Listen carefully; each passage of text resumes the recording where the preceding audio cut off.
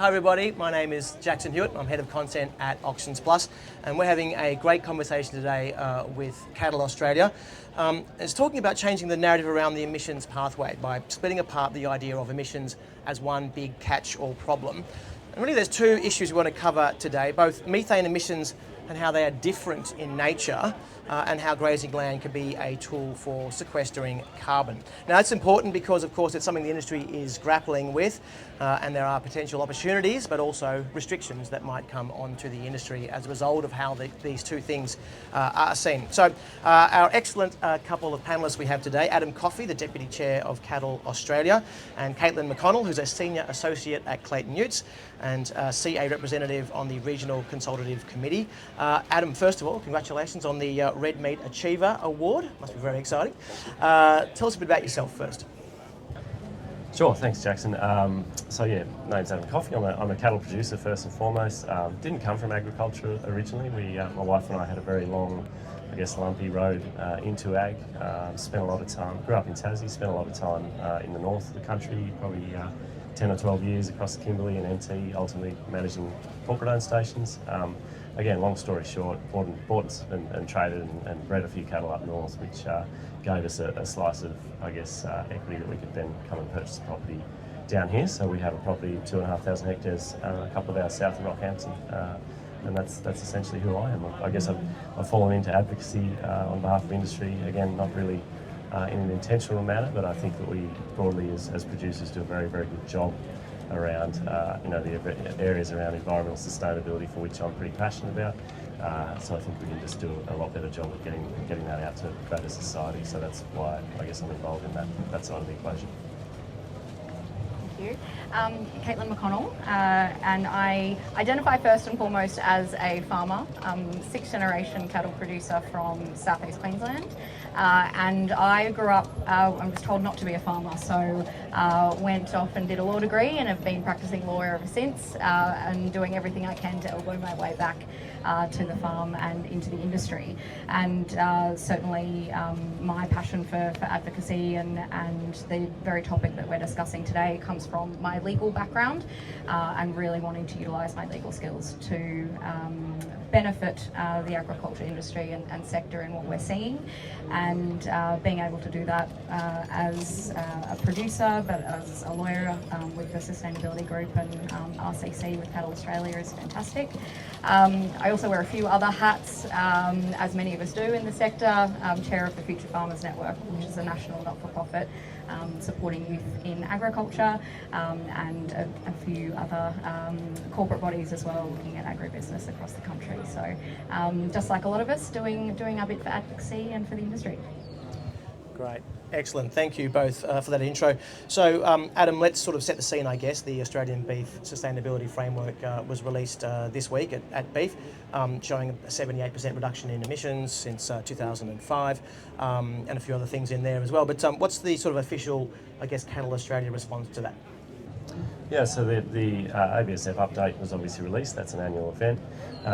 It's a really vital tool for industry, to be able to get some data, get some measurement behind what are, the critical indicators around environment sustainability, and emissions is just one part of that. So, as we are every year, Cattle Australia is a big, supporter and a funder of the ABSF through our producers' levies. So, it's a very important tool for us. We continue to be engaged with it and fully support it.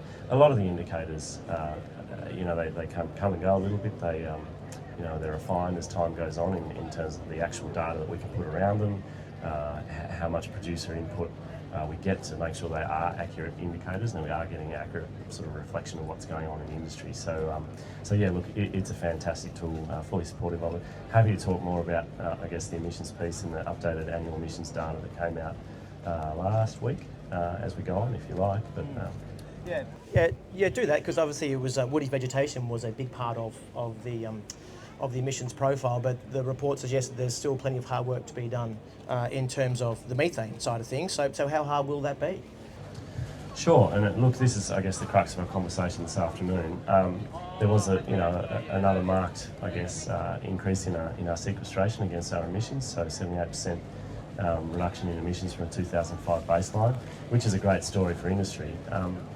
it should be noted, I guess, that most of that has been done by sequestering carbon through woody vegetation regrowth. And we've had some good seasonal conditions, so the response in regrowth's been there and has sucked a lot of CO2 out of the air in what's modelled. So I guess, at Cattle Australia, we sort of really trying to evolve the conversation around from emissions being a one-way street. So we basically at the moment we measure our emissions the same as any other emissions in our national greenhouse gas inventory, and they're not really differentiated between light ruminant enteric methane emissions, the same as an exhaust pipe, and energy transport, fossil emissions, and we're calling for a bit of a rethink around that.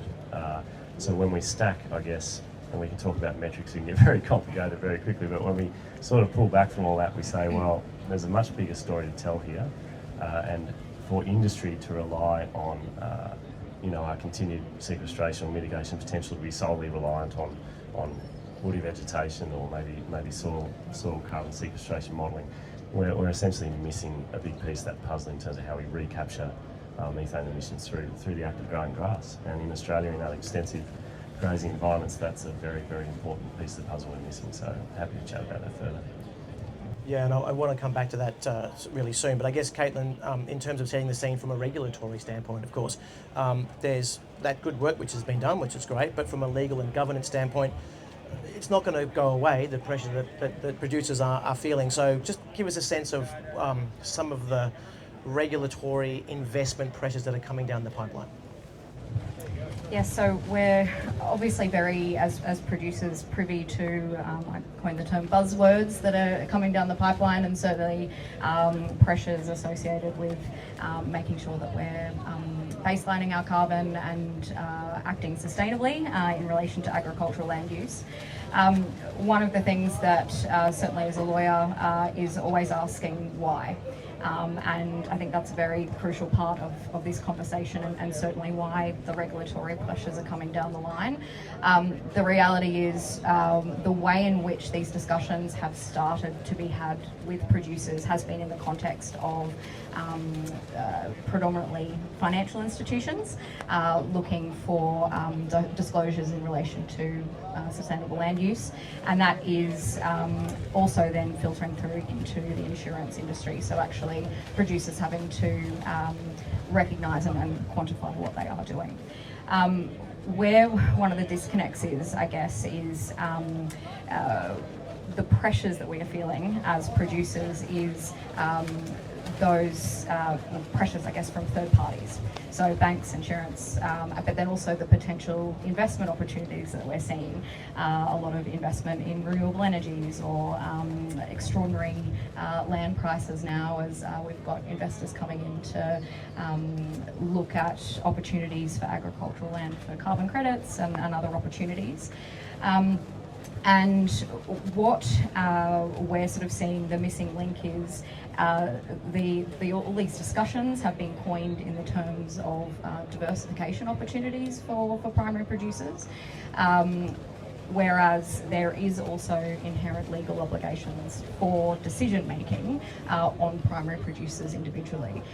So what it's really crucial, and certainly what Cattle Australia are doing, is making sure that primary producers are aware of their legal obligations in terms of decision making and what they do on their property, but also recognising that being able to measure and verify carbon as a starting point, but certainly our emissions generally, it's not just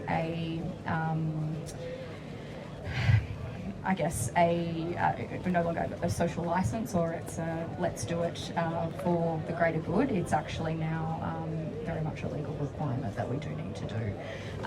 So it's, and certainly litigation and a few things coming down the pipeline as well that I'm sure we'll touch on.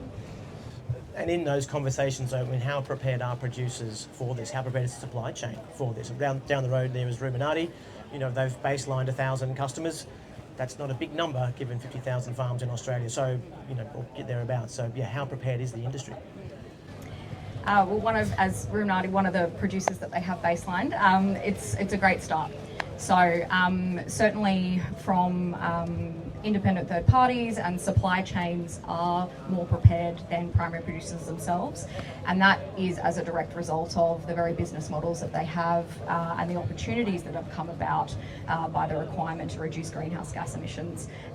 It's the financial opportunities that the supply chain and certainly organisations like Ruminati can see, not only to benefit primary producers, but there's that opportunity there to quantify it. So in terms of preparation and from a legal perspective, it's the supply chain and banking and finance institutions that have been aware for a longer period of time of their legal obligations to report on these issues. And that is why producers have been approached in the terms of supply and demand. Producers with agricultural land are the supply side, and it's the demand from supply chains and investors that are knocking at the door, sort of couching it in the terms of a diversification opportunity for us. Producers now, in terms of, we're now become increasingly aware, and this is certainly where Cattle Australia fit in, that we too have a bit of work to do in terms of getting ready and understanding these obligations. And where I think the opportunity is making sure it's essentially going back to basics. So why are we talking about sustainability? What does net zero actually mean?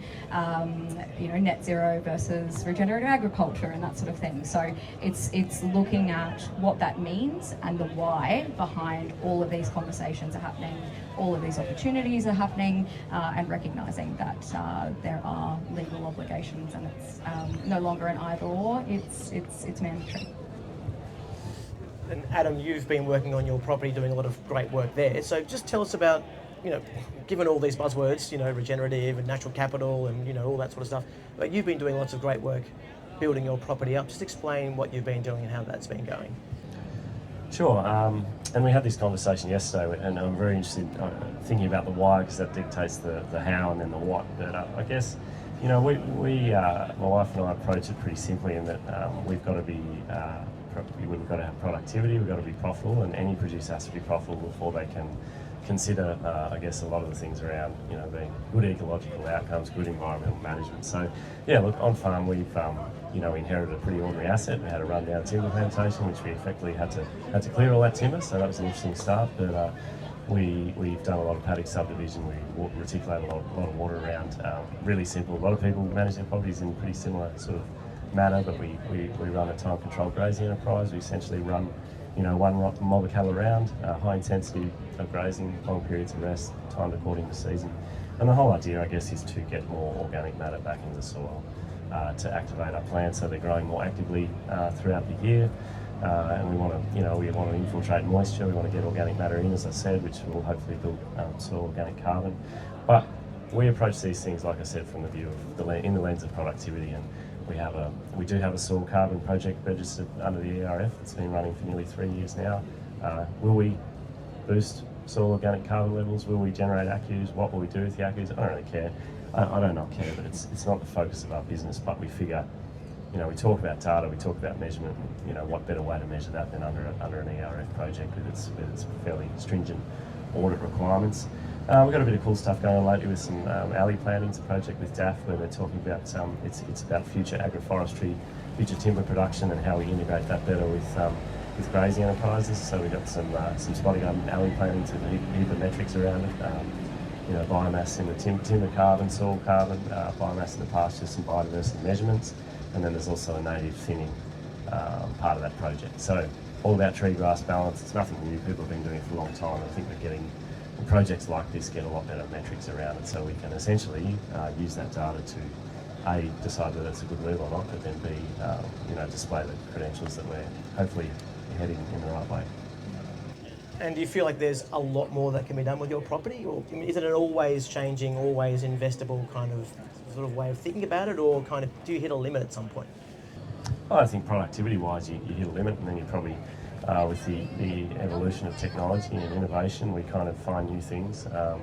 This project we're doing with the timber plantings is a case in point that we didn't necessarily see coming. So, in terms of what we've done in terms of capital redevelopment, certainly we're probably getting full use of productivity, but yeah, we'll work it out over time. Like any producer, you evolve and you find different ways to essentially make a buck in a sustainable manner. Caitlin, Adam's been doing some fantastic work, and that's going to be incredible for sequestering carbon. But if you think about the statistics of how much land it would take to sequester the carbon to get to net zero, it would take something like all of the productive farmland in the world. People sort of outside of the industry kind of can't put their head around that idea, and they go, well, we've just got to get rid of emissions somehow, anywhere, wherever we can. Are they really thinking about what that means for food security, and how do you kind of shift that narrative? It's going to be an interesting journey in terms of shifting that narrative, but I think we're very much on that journey already, in the sense that the recent food security inquiry here in Australia has actually demonstrated the inherent link that agriculture and food security has in relation to all government portfolios and all aspects of life generally. And in terms of how that filters down to food security in the context of agricultural land use, and why it is we are all utilising or taking this opportunity at the moment to reduce greenhouse gas emissions. And I sort of take this moment to go back to the beginning. We are all in this situation, calling for baselining, reducing atmospheric temperatures because of Australia's ratification of the Paris Agreement. And that is an international obligation that we as a country have to comply with that. Where there is, so I've seen from a legal perspective, a missing link is the very objective of the Paris Agreement actually goes further than just stipulating we need to reduce greenhouse gas emissions. It's we need to do it in a manner that doesn't threaten food production. And where the opportunities are coming now, or I guess opportunities, but considerations now in terms of the food security's role in this discussion around how we are managing our agricultural land is in the context of some emerging climate change litigation that is happening globally. So for example, in New Zealand, earlier this year, it's the first case in the world where an individual is suing 7 companies, 2 of which are in the agricultural sector, Fonterra and Dairy Holdings. And it's now going to be the court's obligation to actually consider whether or not there is a causal link between the methane emissions from the dairy cattle that Dairy Holdings own, or the fossil fuels that Fonterra burn in making their products, whether or not that causal link is established to demonstrate damage to the environment, and crucially, whether it's that damage to the environment that is going to ultimately impact human rights. So what, from a front-end perspective in terms of policy, these discussions and considerations need to be far broader than just let's reduce emissions at all costs. From a human rights and legal perspective, we have an obligation to make sure that we're not doing that to the detriment of our ability to produce food and fibre, and to satisfy the fundamental human right to food, which, whilst it isn't legislated here in Australia, there are some states, Queensland included, that human rights are enshrined in law, and there have been recent calls, as early as last week in Victoria, that the Victorian government are looking as to whether or not they include that human right in their charter. So it's recognising that agricultural land use, and as I sit here, my family have agrivoltaics, so one of the early adopters in utilising renewable energies. We have over 100 kilowatts of solar power on our property and have since 2010, and that was as a result of the collapse of the dairy industry, and Dad cashed his quota in with dairy farmers, and instead of going into red-clawed crayfish, decided to take an opportunity with solar, and we're still getting 44 cents a kilowatt hour for our solar.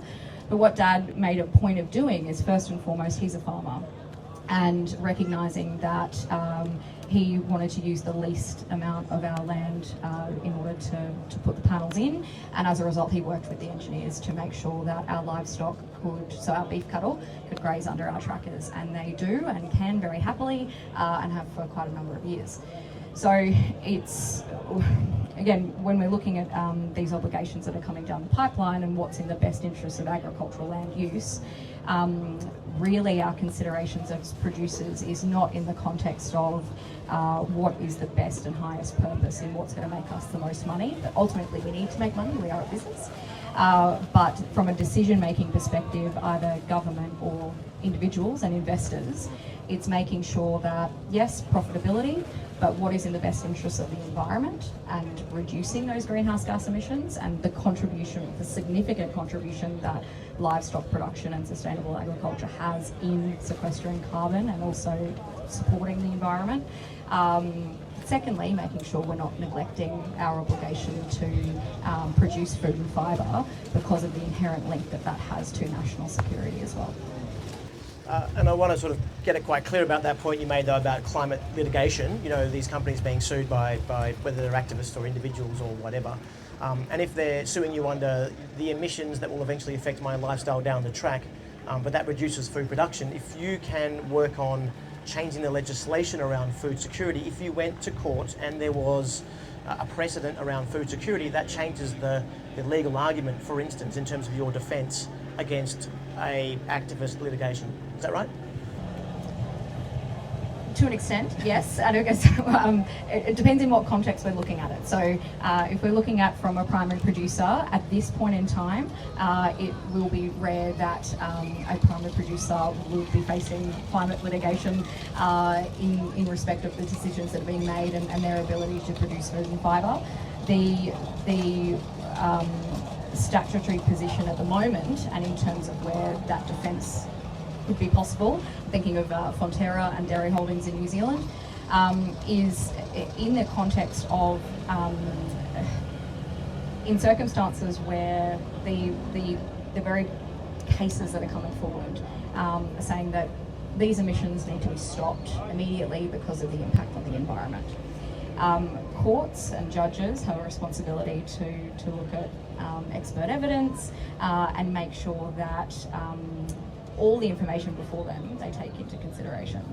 And by enshrining the human right to law, that will ensure that decision makers need to be considering that when they're considering, and this includes government ticking boxes for renewables projects or anything like that, whether or not that decision maker has had regard to human rights. So it does actually help to extend the legal requirement to go, yes, domestically you need to do this because it's enshrined in domestic law. In terms of whether or not it's a defence now, or whether it's an element of discussion that can be used if people are facing regulatory pressures or litigation by activists, it can be, and you certainly can lean on that. And I'll use that in the context of, particularly here in Queensland, there are already instances where government decision making relating to environment planning decisions have been overturned on the basis of human rights.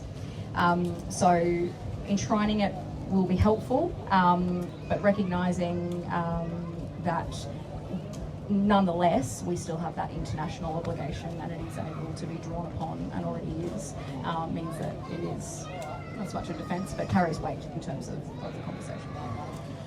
So it's really important for understanding the legalities of this, understanding the policy of this, but then there's also understanding the science of this. Adam, and this is where I turn to you about this sort of methane issue.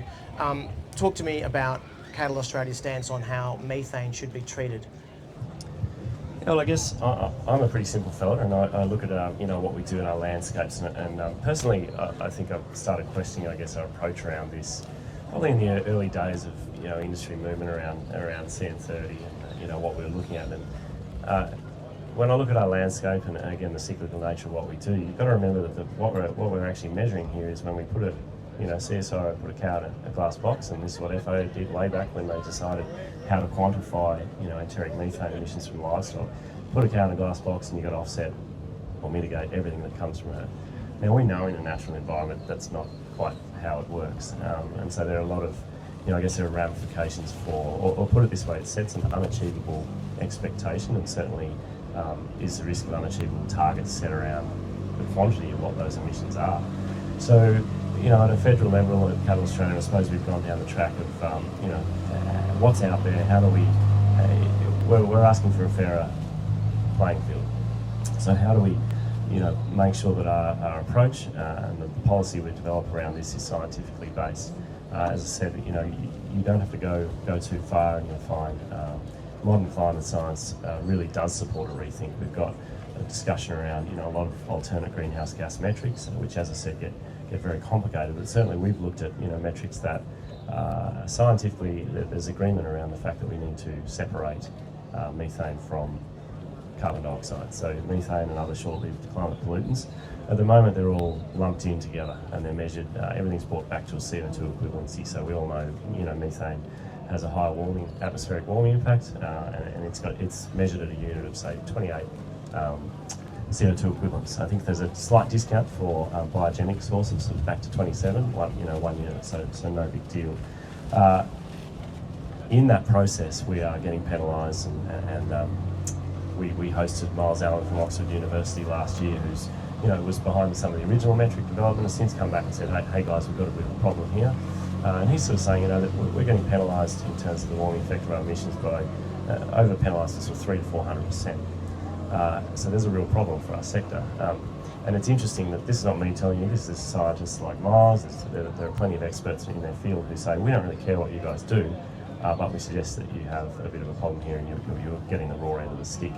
And I think the discussion becomes important for greater society too, because there's a real issue with attacking short-lived gases as the low-hanging fruit, because what it's essentially doing is taking the eye off the ball of ever-accumulating CO2 emissions.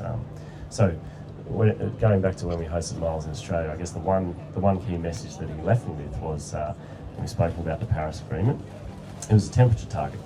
It was never really designed to be a quantum of emissions target. And Miles sort of said, look, all of our developed nations who have adhered to, I guess, our greenhouse gas accounting methodology over the last 30 years, we're all talking about climate change, we're talking about global warming, we're talking about atmospheric warming.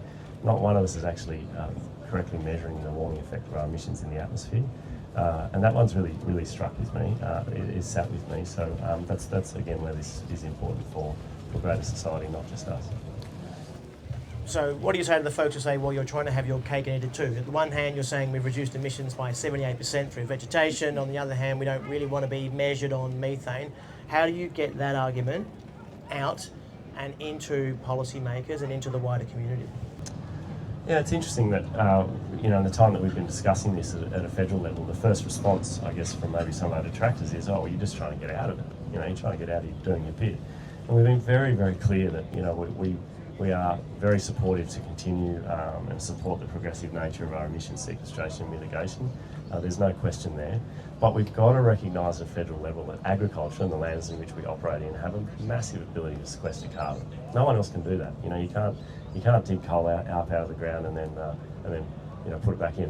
There's obviously technology developing around that. There's a lot of it's pretty topical at the moment around some of the Great Artesian Basin stuff. But I guess our approach at a federal level is to say, we can continue to be a service provider for other large emitting industries, but if we set unrealistic expectations and we have essentially an accounting system that doesn't reflect our emissions in a true manner, it sets us in unachievable targets. And so any of those, I guess, any of our offsetting ability, our continued sequestration, mitigation ability, it's going to have to be retained for us to basically maintain market access to, continue to operate, given all of our ESG commitments that are filtering down. So we can either continue on the policy path that we've been on at a federal level for a long time, or we can have a bit of a rethink and we can, be a solution provider for government in their net zero ambitions and for other heavy polluting sectors in their net zero ambitions.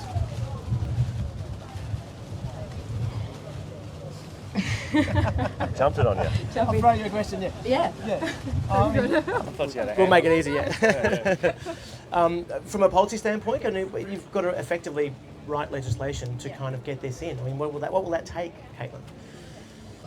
I think, much like Adam was saying, this is just the beginning. We've got a long way to go in terms of figuring out how we're going to satisfy our obligations on the Paris Agreement. And a lot of these opportunities and ways in which we're starting to quantify our carbon baselining, but the policy associated with that. We've got the Climate Change Act, we've got the amendment to the Treasury laws coming in that's going to mandate or is making climate-related financial disclosures mandatory. That's just a beginning, and I think from a policy perspective, much like we're seeing as primary producers, it's a start. In order to make sure that we're looking at the whole picture, and again coming in the context of whether or not the targets that we are setting are accurate, or the ones that should be in the best interests, whether or not we are making the best decisions as investors or government, whether or not we're having regard to human rights. That is going to continue to be fluid, and the best way in which, and needs to be so, but the best way in which we can approach it, whether it be policy discussions or satisfying our obligations, whether they be international or domestic, is making sure that every party is at the table.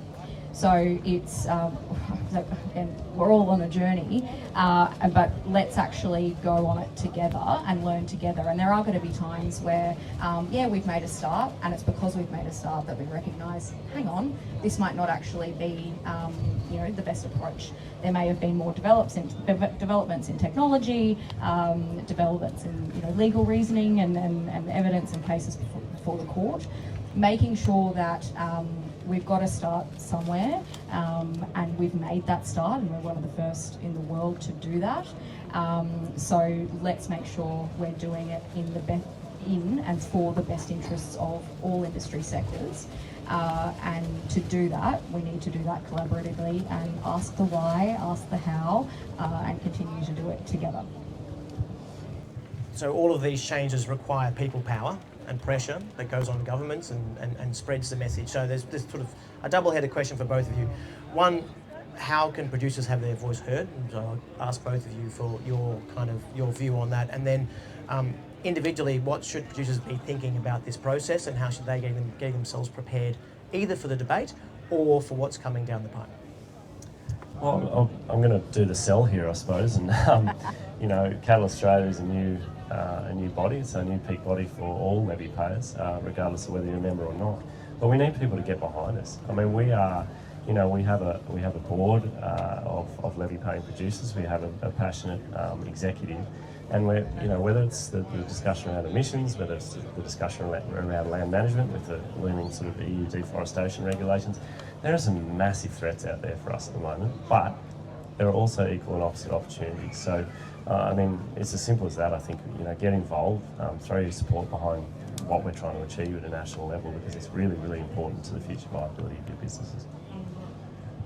Yeah, so in the first instance, I think really making sure we're surrounding ourselves with like-minded producers to make sure that we're learning and evolving together, and that's certainly what attracted me to Cattle Australia, not only as the RCC rep, but in terms of what we're doing in relation to sustainability.